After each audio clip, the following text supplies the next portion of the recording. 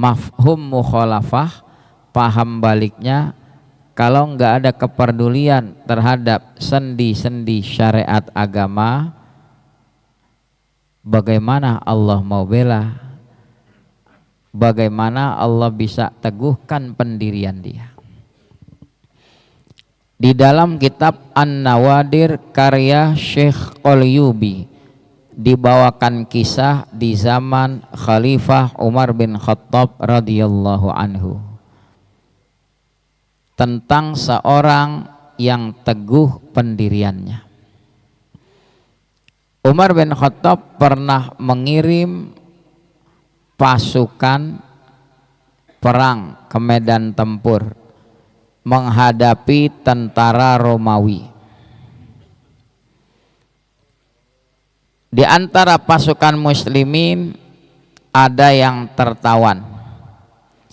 Ada salah seorang tawanan yang memang dikenal berwibawa, disegani.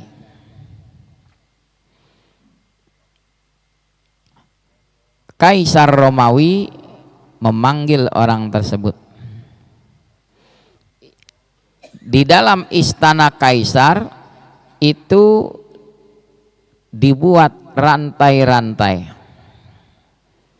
Artinya siapapun yang hendak menemui kaisar mau tidak mau harus menunduk ruku. Kalau berdiri tentu kepentok dengan rantai-rantai yang dipasang. Dipanggillah si muslim tadi. Si muslim itu tidak mau ruku, tidak mau merunduk. Ditanya oleh Kaisar Romawi, kenapa kau tidak berkenan menghadapi aku? Saya berkenan hadapi Anda, tapi Anda membuat ruangan ini dengan rantai agar setiap orang menghadap Anda mau tidak mau merunduk ruku. Kami pantang orang Islam untuk merunduk ruku kepada siapapun, cuma kepada Allah Ta'ala. Lalu si raja mulai membujuk, tinggalkan agama Muhammad, kau kami beri wilayah separuh kerajaan saya. Orang ini balik bertanya, wahai Kaisar, berapa luas wilayah kerajaan Anda? Ya, antara 1/4 atau 1/3 dunia. Dengan gagah dia berkata, wallahi, andai kata Anda memiliki wilayah seluruh seisi dunia ini, lalu isi dunia itu emas, Anda berusaha membujuk saya dengan memberikan seluruh wilayah kerajaan Anda yang isinya emas untuk saya, dibanding mengganti mendengar satu seruan azan, saya kagak bakal tinggalkan seruan azan. Tuh hebat.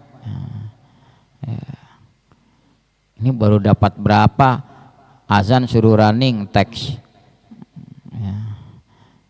Kalau bahasa sederhananya kan running text, teks berjalan. Mana ada azan lari begitu, kan kagak enak. Gimana jawabnya? Balik lagi cerita tadi, belum kelar ini. Dia dibujuk rayu, dia bilang, untuk meninggalkan satu seruan azan, kau bujuk saya memberikan wilayah kerajaanmu isinya seluruhnya emas, saya enggak tinggalkan azan. Mulai gusar si raja, enggak berhasil membujuk, cara kasar dia buat. Dia perintahkan aparatnya godok air di atas sebuah kuali yang besar, sampai air bergolak, ceburin dia. Ini orang nggak ada takutnya. Ketika air bergolak, dia bilang nggak perlu diceburin, saya yang masuk. Bismillahirrahmanirrahim. Dia masuk, berendam air yang bergolak sampai nyebrang ke kuali yang di sudut, naik ke atas, utuh nggak kenapa-napa. Terbelalak raja, gile juga, direbus nggak kenapa-napa. Tambah sewot si Kaisar Romawi, dia perintahkan aparatnya, jeblosin dia ke penjara, jangan beri makan kecuali daging babi dan beri minum khamar. Tiap hari dikasih daging babi, kasih khamar. Genap 40 hari sel dibuka, tidak disentuh sama sekali itu daging babi, tidak disentuh sama sekali itu khamar. Sipir penjara berkata, kenapa kau tidak makan? Kan di agama kamu kondisi darurat boleh makan daging babi. Dia jawab, memang kondisi darurat boleh makan. Lalu kenapa kamu kagak lakukan? Emang sengaja pengen bikin kesel kalian. Digituin. Kondisi darurat bicara boleh makan daging babi, tapi dia kagak mau. Liyaghidhal kuffar, sengaja bikin kesel orang kafir. Bingung ngadepin orang satu ini gimana. Dipanggil menghadap raja, sini, ada apa Kaisar? Cium tangan saya bebaskan kamu dan kawan-kawanmu, saya berikan ongkos pulang. Dengan gagah dia bilang, cium tangan cuma boleh kepada orang tua, kepada guru, kepada pemimpin yang adil. Untuk Anda orang kafir, pantang kami cium tangan. Tuh hebat enggak tuh? Cerita dulu zaman Umar bin Khattab, punya harga diri. Udah lewat Ustadz, tapi ceritanya mah kagak ada jeleknya, diulang-ulang ya. Raja bilang, ya udah kalau nggak mau cium tangan, cium jidat saya. Ada di kitab tuh. Si Muslim yang tegar pendiriannya bilang, oh cium jidat boleh dengan satu syarat, saya alas sama sorban saya. Wah, raja girang, dia pikir berhasil meluluhkan hati si Muslim ini. Sedangkan si Muslim dalam kondisi terdesak itu, dia tetap tidak mau harga diri Islamnya jatuh. Dia cium. Apa dia bilang dalam hati? Anda nyium sorban, ngapain nyium jidat dia? Tuh, itu kondisi terdesak begitu masih punya harga diri, kagak mau nyium jidat. Ini mah kagak disuruh ambil nunduk-nunduk ini. Waduh. Ada nggak yang begitu?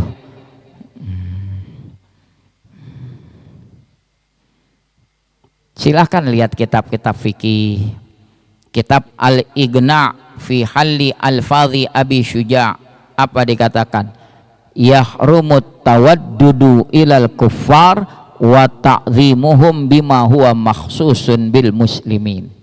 Haram tawaddud, tahu mawaddah, berkasih sayang. Haram tawaddud, menjalin kasih sayang kepada orang kafir dan mengeluh-elukan mereka dengan cara yang hanya khusus pada muslimin. Cium tangan kepada orang soleh muslimin emang sepantasnya. Habib dimusuhin sama yang begitu cium tangan, udah kayak martabak lagi bolak-balik. Udah terbolak-balik bener. Allahu Akbar. Yang kedua, di dalam kitab Tuhfah Ibnu Hajar bilang, wala yajuzu ta'zimul kuffar li'annahu tashabbuhun bihim. Enggak boleh mengagung-agungkan orang kafir, itu ada tasyabuh, meniru-niru mereka. Nabi bilang, man tasyabbaha biqaumin fahuwa minhum. Siapa yang meniru-niru satu kaum, dia masuk dalam golongan kaum itu. Yang ketiga, dalam kitab Ad-Durrul Mukhtar, apa dikatakan? Man akrama kafiron faqad a'ana ala hadmil Islam. Siapa yang mulia-muliain orang kafir berarti dia membantu meruntuhkan agama Islam. Jadi musuh nggak kudu-kudu dari luar, yang berabe ini musuh dalam selimut nih ya, sampai begitunya. Kata orang Jakarta, ngesor sampai ngerunduk-runduk. Imam Ghazali komentari sebuah hadis, man tawadha'a li ghaniyin muslimin li ghinahu faqad dhahaba thulutsadini. Siapa yang merunduk-runduk kepada orang kaya muslim karena silau dengan kekayaannya, hilang 2/3 agamanya. Kata Imam Ghazali, itu ngesor ngerunduk-runduk sama muslim yang kaya karena silau sama kekayaannya. Bagaimana kalau merunduk sama orang kafir? Bukan 2/3 lagi, kata Imam Ghazali. Berapa kira-kira? 3/3. Kemana harga diri? Kemuliaan itu kata Allah, walillahil izzah. Izzah, kemuliaan itu milik Allah. Wali rasulihi, milik Rasul. Walil mu'minin, milik mu'minin. Kenapa diberikan kepada yang bukan mukmin? Balik ke cerita tadi, ini si tawanan tadi, dia cium jidat Kaisar Romawi dengan beralaskan nawiyan liqublati al-izar. Dia kagak niat nyium jidatnya itu, dialas. Saya nyium apa nih?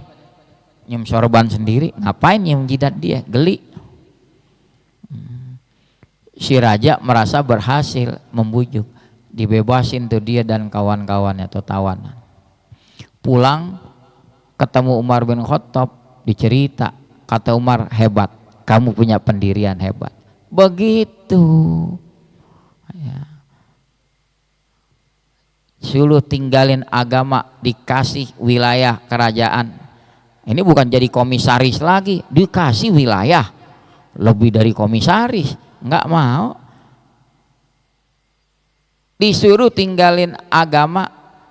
Dia bilang apa? Kau punya lebih dari itu, emas sedunia untuk menukar dengan azan yang ingin aku dengar kumandangnya, nggak bakal saya tinggalkan.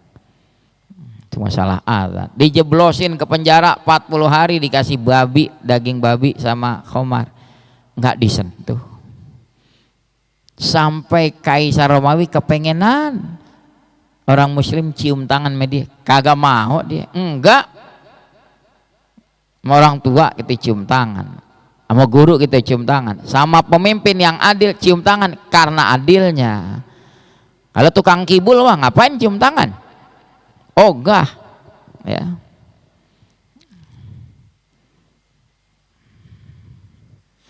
Hadirin rahimakumullah, ini sebuah pelajaran. Allah bilang, intan surullah yansurkum. Kamu bela Allah, bela agama Allah, Allah bela kamu. Wa yutsabbit, Allah teguhkan pendirian kamu. Jadi kita bela nih agama Allah, jangan sampai kita biarkan dinodai. Gaungkan syiar Islam seluruh pelosok. Kita negeri kita mayoritas muslim, gaungkan. Kenapa? Saya kasih perumpamaan, udah kan dulu. Di atas pohon ada sarang lebah, ada komunitas lebah. Karena begitu banyak, ya terdengarlah dengungan lebah. Tapi lebah nggak pernah mengganggu. Kita merasa terganggu, bising ini suara lebah, selepet pakai ketapel. Kira-kira gimana tuh lebah? Dia udak katanya. Yang ketapel dikejar kemana juga. Kalau lebah bisa ngomong, kami pantang mengganggu, jangan coba-coba diganggu. Begitu Nabi perumpamakan muslim. Lebah menghisap saripati bunga, menghasilkan madu yang menyehatkan. Muslim sumber pendapatannya halal, dikeluarkan pun di jalan yang bermanfaat, terasa manfaatnya. Begitu. Makanya pesan imam besar Habib Rizik, besok tanggal 22 September kita jangan terpancing umat Islam. Mereka yang katanya sesumbar, gerakan, pasukan, berani mati, jangan terpancing. Entah dikasih duit, ikut ngumpul, silahkan mereka menyalurkan aspirasi demo tanpa harus kita ganggu. Tapi ingat, jangan coba-coba membuat keonaran. Jangan coba-coba membuat keonaran. Itu sudah bukan pasukan berani mati, pasukan cari mati. Iya. Ngapain? Orang udah nirisin tinggal sebulan lagi pakai ada pasukan berani mati, sesumbar lagi 20.000 orang. Ya. Awas, umat Islam jangan terprovokasi, tibang diimbangi duit cepet ikut bergabung. Jangan. Anda salurkan aspirasi, silahkan mau demo di patung kuda, tapi jangan membuat ulah, bakar ini bakar itu. Awas, coba memprovokasi umat Islam, jangan.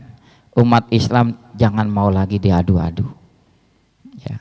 Jangan mau lagi diadu-adu. Lagi panas-panasnya nih menjelang Pilgub DKI. Waduh, ya. Udah, kita udah punya prinsip umum, sidik, fatona, tabligh, amanah, itu sosok pemimpin. Jelas kriteria muslim, kriteria pertama. Jujur, cerdas, ya, selalu menyampaikan aspirasi. Nanti dari sekian yang terbaik, ada yang baik terbaik, ambil yang terbaik. Kalau memang ada yang baik, ada yang buruk, ambil yang baik. Semuanya kagak sempurna Ustadz, ya cari aja yang mudorotnya ringan, kan begitu. Kalau yang bukan muslim jelas udah kagak kita pedulikan. Tinggal dua, kita jangan dipecah hadirin, jangan mau dipecah. Saudara kita ditawan sama Israel, tuh orang Palestina. Pantes enggak orang yang disandera Israel yang kita salahin sanderanya apa yang nyanderanya? Hah? Orang udah disandera, ya, kita nggak bisa bantu apa-apa. Lu sih begini. Jangan terpancing. No, salahin yang menyanderanya Israel. Ya. Itu analoginya begitu. Kita umat Islam masih bersaudara, ya. Ente pilih muslim yang ini, tawan ini. Pilih muslim ini, silahkan. Biar adil gimana Ustadz? Dua-duanya saya pilih. Hak Anda. Saya kagak nyuruh loh. Hak Anda. Ya. Yang penting ingat, nanti ada yang panen tuh, seolah-olah jadi pahlawan muncul. Kemarin-kemarin zolim, lalu berubah seolah-olah terintimidasi, jadi pahlawan kesiangan. Ya. Dulu waktu belum kuat, wong cilik dibela, begitu udah dapat jabatan berubah jadi licik. Begitu nggak dapat kue, seolah-olah bela lagi wong cilik. Udah, ente pikirannya jangan kemana-mana, ya. Ini lagi mengingatkan sesama umat muslim, pendukung partai yang Islam, jangan menyudutkan yang ini, ya. Yang si anak abah jangan nyudutin sini. Nanti yang panen ribut dia, ya. Kalau kemarin-kemarin setan lagi berantem, udah tontonin aja, jangan ikut campur. setan lagi. Nah sekarang mau digiring, setan nontonin kita berkelahi ribut. Jangan terpancing. Umat Islam kompak, ya. Anda punya hak pilih. Anda sudah cukup dewasa. Jangan terprovokasi. Ya. Kalau mau serang fufu fafah. Ganyang. Ini biang kerok yang bikin rusuh anak bangsa. Siap bersatu umat Islam. Siap bersatu. Harus begitu. Ya. Udah. Ana pilih ini. Kriteria muslim udah ada. Nih gini. Tapi nggak sempurna Ustadz, nggak ideal. Ya susah. Semuanya tersandera. Mana ada dia bilang saya disandera. Tapi kan kita ngerti. Kalau ada pihak yang bilang, udah saya ambil mudorot yang paling ringan, silahkan. Ada pihak, wah yang ini muslim, aneh coblos aja semua. Itu hak Anda. Ya. Yang penting jangan terpancing satu sama lain saling menohok. Ini hampir-hampir mereka berhasil mengadu domba kita. Jauhin. Sapu lidi satu buat nyabet, berasa nggak? Nggak berasa. Satu pakai jari digituin patah, letak. Tapi lidi kalau udah mau nyatu diikat dalam satu kesatuan. Apa juga disaup, bisa nggak? Bisa. Kita berdoa kepada Allah, mudah-mudahan Allah tetap satukan hati umat Islam ini. Taat di bawah komando ulama.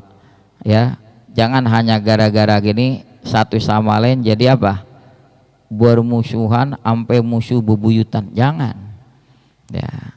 Ternyata pihak sono memang meniup-niupkan supaya kita sama kita jadi ribut. Nanti yang mendulang suara siapa? Dia. Nggak harus kerja capek. Ya. Kita memohon pada Allah Ta'ala, ya, kalau kita masih ada keinginan bela agama kita, Allah teguhkan pendirian kita sampai akhir hayat. Al-Fatihah. Alhamdulillahirabbil alamin. Iyyaka na'budu wa iyyaka nasta'in. Ihdinas siratal mustaqim. Syiratal ladzina an'amta 'alaihim ghairil maghdubi 'alaihim waladdallin. Amin. Allahumma innaka ta'lamu anna hadhil quluba qad ijtama'at 'ala mahabbatik wal taqat 'ala ta'atik wa tawahhadat 'ala da'watik wa ta'ahadat 'ala nusrati syari'atik fawathiqillahumma rabitataha wa adim wuddaha wamla'ha binurikal ladzi la yakhbu washrah suduraha bifaidil imani bik wa jamilit tawakkuli alaik wa amitha ala syahadati fi sabilik innaka ni'mal maula wa ni'man nasir wa sallallahu ala sayyidina Muhammad wa ala alihi wa sahbihi wa sallam walhamdulillahi rabbil alamin. Assalamualaikum warahmatullahi wabarakatuh.